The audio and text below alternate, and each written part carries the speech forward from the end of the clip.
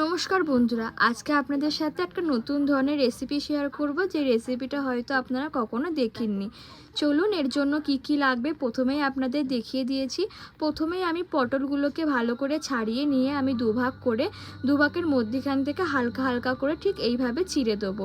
আমি এদিকে সমস্ত পটলগুলোকে এখানে রেডি করে নিয়েছি। এবারে কড়াইয়ের মধ্যে সাদা তেল দিয়ে আমি পটলগুলোকে পরপর সমস্তটা ভেজে নেব।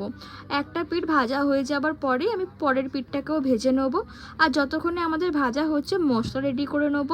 দিয়ে দেবো ওর মধ্যে কতগুলো কাঁচা লঙ্কা, আদা, চীনাবাদাম আর 2 চামচ পোস্ত দিয়ে এটাকে ভালো করে এখানে পেস্ট করে নিয়েছি।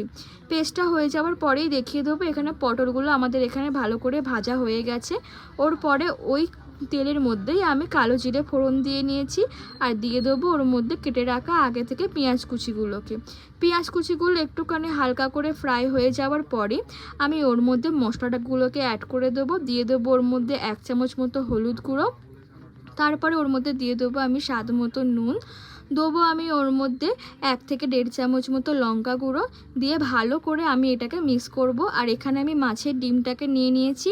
মাছের ডিমটা আপনাদের আগে থেকেই বলে দিচ্ছি, নুন আর হলুদ দিয়ে ভালো করে আমি এটাকে সেদ্ধ করে নিয়েছিলাম।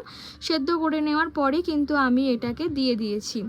দিয়ে দেওয়ার পর এটাকে ভালো করে 5 মিনিট মতো আমরা কষিয়ে নেব। 5 মিনিট মতো ভালো করে কষিয়ে নেওয়ার পরই আমি ওর মধ্যে দিয়ে দেবো বাকি যে সমস্ত মশলাগুলোকে আমি আগে থেকে রেডি করে রেখে দিয়েছিলাম। আমাদের এখানে ভালো করে কষানো হয়ে গেছে। এরপরে আমি দিয়ে দেবো ওর মধ্যে পোস্তটাকে দিয়েও আমি ভালো করে এখানে কষিয়ে নেব। কষানো হয়ে যাওয়ার পরে আমি ওর মধ্যে দিয়ে দেবো পরিমাণ মতো জল। আর জলটা যখনই দেখবেন 10 থেকে 15 মিনিট পরে যখন ফুটে চলে আসছে তখনই আপনি পরপর করে সমস্ত পটলগুলোকে ছেড়ে দেবেন। আমি এখানে সমস্ত পটলগুলোকেও আস্তে আস্তে করে ছেড়ে দিচ্ছি। 10 থেকে 15 মিনিট গ্যাসের ফ্লেমটাকে মিডিয়াম করে রাখলেই আমাদের রেসিপিটা রেডি হয়ে যাবে। আর নামানোর কিছুক্ষণ আগে একটুখানি 1 চামচ মতো বা পরিমাণ মতো একটুখানি চিনি ছড়িয়ে দিলে ব্যাস আজকে আমাদের রেসিপি রেডি হয়ে যাবে, মাছের ডিম দিয়ে পটল দিয়ে পোস্ত। অবশ্যই আমার চ্যানেলটাকে সাবস্ক্রাইব করবেন, লাইক করবেন, শেয়ার করবেন।